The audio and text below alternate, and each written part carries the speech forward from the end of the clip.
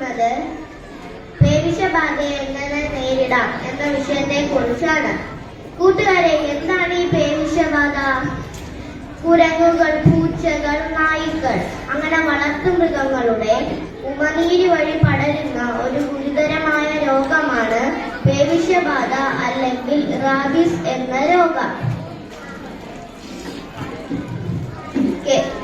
മൃഗങ്ങൾ നിങ്ങളെ കടിക്കുകയോ മാന്തുകയോ ചെയ്യുമ്പോഴാണ് ഈ വൈറസ് നിങ്ങളുടെ ശരീരത്തിലോട്ട് കയറുന്നത്. കേൾക്കുമ്പോൾ പേടി തോന്നുമെങ്കിലും കൃത്യമായ മുൻകരുതലുകൾ എടുത്താൽ ഈ പേവിഷബാധയെ നമുക്ക് നേരിടാൻ കഴിയും.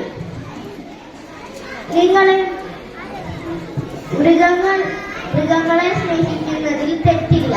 പക്ഷേ ചില കാര്യങ്ങൾ നമ്മൾ നിർബന്ധമായും അറിഞ്ഞിരിക്കണം. തെരുവിൽ കാണുന്ന പട്ടികളെയോ പൂച്ചകളെയോ തൊടാനോ കളിപ്പിക്കാനോ പോകരുത്.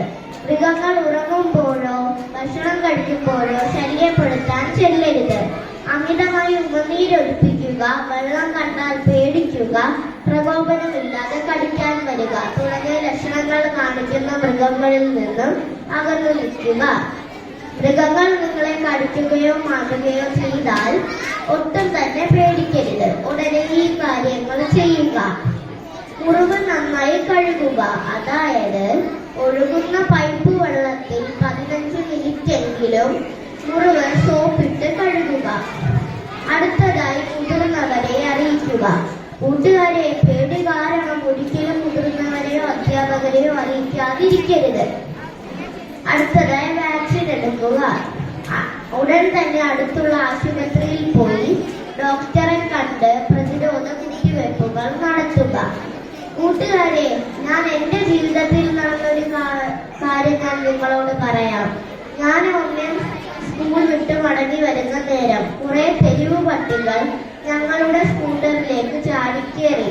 സ്കൂട്ടർ നിയന്ത്രണം വിട്ട് അടുത്തുള്ള മതിലെ ചെന്നിടിച്ചു. എന്റെ തല പൊട്ടി ചോര വന്നു. അപ്പൊ അമ്മ എന്നെ ഉടനെ തന്നെ അടുത്തുള്ള ആശുപത്രിയിലേക്ക് എന്നെ എത്തിച്ചു. അപ്പോൾ ഡോക്ടർ പറഞ്ഞ ഒരു കാര്യമുണ്ട്. തലയിലെ മുറിവ് മാത്രം ശ്രദ്ധിക്കാതെ മൃഗങ്ങൾ വേറെ എവിടെയെങ്കിലും കടിച്ചിട്ടുണ്ടോ എന്ന് കൂടി ശ്രദ്ധിക്കാൻ പറഞ്ഞു. ഇങ്ങനെ നിരവധി കേസുകൾ നടന്നിട്ടുണ്ട്. അതുകൊണ്ട് തന്നെ നിങ്ങളും ഈ കാര്യങ്ങൾ ശ്രദ്ധിക്കണം. അറിവാണ് ഏറ്റവും വലിയ പ്രതിരോധം. പേടിക്കാതെ കരുതലോടെ ഈ രോഗത്തെ നമുക്ക് നാടുകടത്താം. ഒരു കാര്യം കൂടി പറഞ്ഞ് നിർത്തുകയാണ് കൂട്ടുകാരെ ഞാൻ. നമ്മുടെ വളർത്തു മൃഗങ്ങൾക്കും കൃത്യസമയത്ത് വാക്സിൻ എടുക്കുക. അങ്ങനെ അവയെ നമുക്ക് സംരക്ഷിക്കാം. നന്ദി, നമസ്കാരം.